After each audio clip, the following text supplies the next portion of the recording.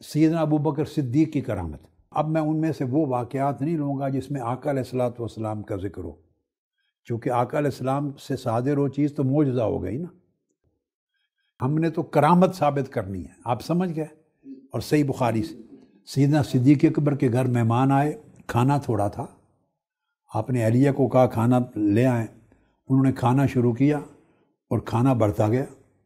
آپ نے زوجہ سے کہا یہ کیا ہو رہا ہے کھانے کو دیکھیں، اس نے کہا خدا کی عزت کی قسم پہلے سے 3 گنا بڑھ گیا ہے۔ مہمان کھانا کھا گئے اور کھانا کئی گنا بڑھ گیا، پھر وہ آقا علیہ السلام کی خدمت میں لے کے گئے اور آقا علیہ السلام نے بھی اس میں سے کھایا اور باقی صحابہ کو کھلا دیا۔ یہ صحیح بخاری میں کرامت موجود ہے، یعنی وہ کھانے کا بڑھنا حضور علیہ السلام کی بارگاہ میں معجزتاً نہیں، سیدنا صدیق اکبر کے ہاتھوں کرامتاً ہے۔ یہ حدیث کا نمبر اگر بتا دیں یہ حوالہ ساتھ۔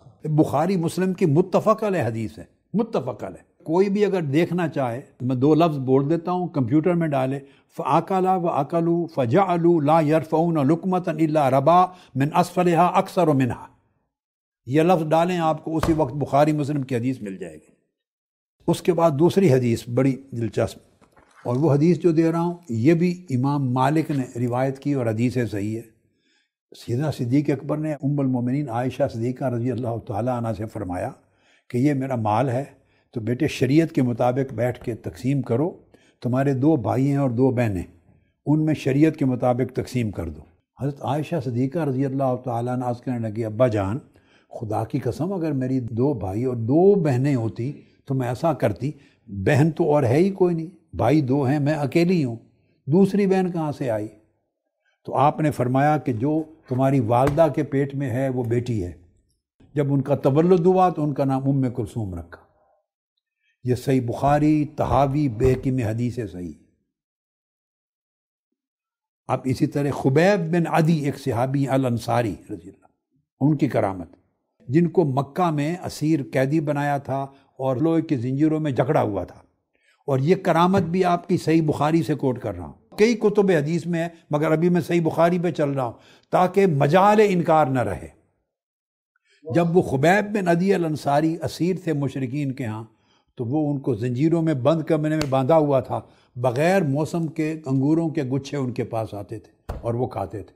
یہ صحیح بخاری کے اندر ہے، صحیح بخاری میں ہے، جس کو چاہیے چیک کرنا وہ کھولے۔ وَكَانَ يُؤْتَى بِعِنَبٍ يَأْكُلُهُ وَلَيْسَ بِمَكَّةَ عِنَبَةٌ، ان لفظوں کو نکالے، آپ ابھی کمپیوٹر میں نکالیں آپ کو صحیح بخاری کی حدیث مل جائے گی۔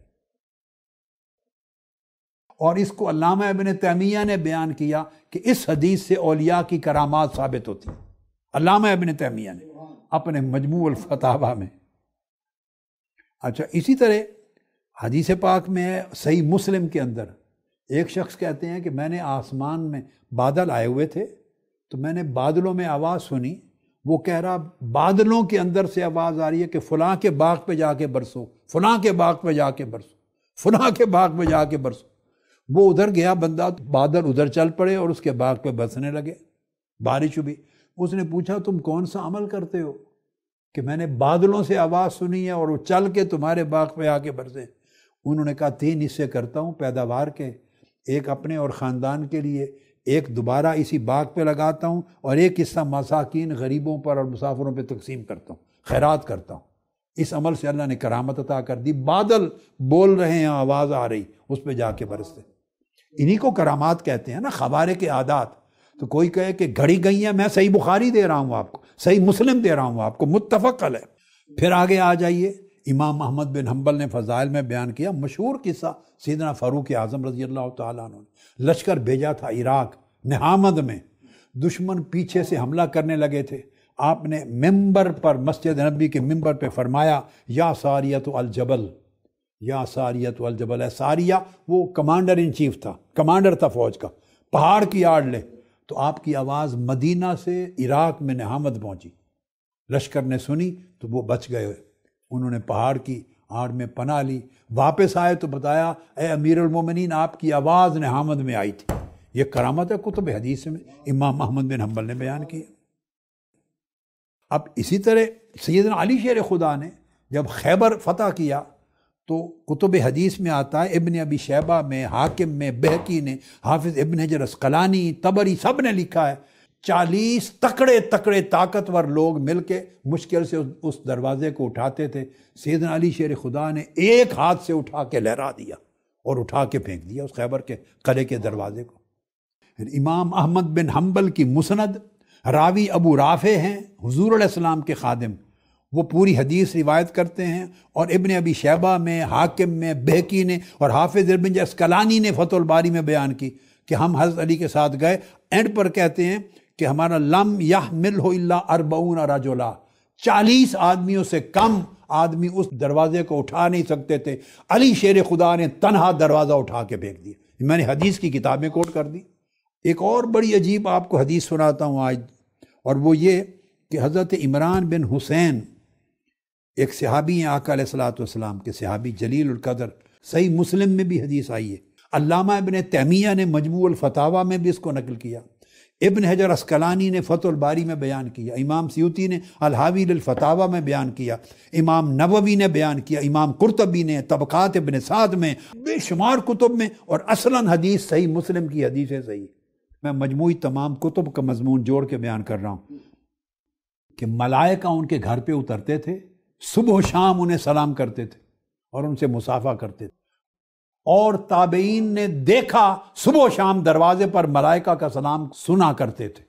یہ صحیح مسلم میں ہے، انہ کان یسمع کلام الملائکہ وکان یسلم علیہ، ان کے اوپر وہ خود کہتے ہیں مجھ پر فرشتے سلام کرتے رہے۔ اور ایک کتاب میں آگے آیا ہے، یحییٰ بن سعید القطان امام ہیں حدیث کے اور علم حدیث، کہتے ہیں بصرہ میں ہم رہے 30 سال تک، ہم اپنے کانوں سے سنتے رہے، نظر کوئی نہیں آتا تھا، حضرت عمران بن حسین کے دروازے پر ملائکہ سلام کرتے تھے صبح بھی اور شام بھی۔ اس کو امام ابو نعیم نے بیان کیا، امام ترمذی نے بیان کیا، امام سیوطی نے، امام بہقی نے دلائل النبوت میں، وہ کہتے ہم سلام سنتے تھے ملائکہ کا۔ پھر آگے چلیے، حضرت علا بن الحضرمی ایک حضور کے صحابی ہیں، حضرت علا بن الحضرمی رضی اللہ تعالیٰ عنہ، ان کو آقا علیہ السلام نے بحرین پر گورنر مقرر کیا، سیدنا صدیق اکبر نے اور سیدنا فاروق اعظم نے بھی مقرر کیا۔ اب میں جو ان کی کرامت کوٹ کر رہا ہوں، ان کی کرامت حافظ ابن کثیر نے بیان کی جو علامہ ابن تیمیہ کے شاگرد ہیں، شمائل الرسول میں حافظ ابن کثیر نے بیان کی، اور امام بہقی نے دلائل نبوت میں۔ اور وہ کیا ہے، جب جہاد پر جاتے راستے میں سمندر آ جاتا اور کراس کرنے کی جگہ نہ ہوتی تو اللہ کا نام پڑھ کر پورے لشکر کو سمندر میں ڈال دیتے، اور سمندر پر اس طرح چلتا تھا پورا لشکر جیسے زمین پر چل رہا ہے، کبھی ڈوبے نہیں تھے۔ یہ ان کی معروف کرامات میں سے ہے۔ آپ جو کتاب اٹھائیں تراجم رجال کی اور تاریخ حدیث کی اور سیر اور تراجم کی، احوال کی، جو کتاب اٹھائیں بلا اختلاف آپ کو یہ کرامت ملے گی کہ وہ سمندروں پر لشکر لے کر سمندر کے پانی پہ چلتے تھے۔ اور دوسری آپ کی معروف کرامت تھی، جب لشکر میں صحابی جب جاتے غزوات پر اور پانی نہیں ہوتا یا بارش نہ ہوتی اور قحط ہوتا، آپ ہاتھ اٹھاتے اور سفید دن میں بادل آ کے اور برسنے لگ جاتے۔ یہ آپ کی کرامتیں ہیں، اور یہ تو میں نے صحابہ کرام کی کوٹ کی ہیں، صحابہ کرام کی۔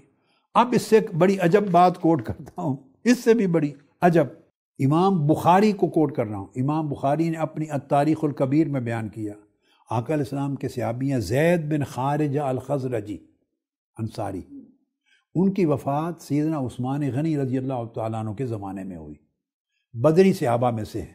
سیدنا عثمان غنی کے زمانے میں وفات ہوئی۔ اب کس کو کوٹ کر رہا ہوں؟ امام بخاری، ان کے حالات لکھ رہے ہیں امام بخاری التاریخ الکبیر میں۔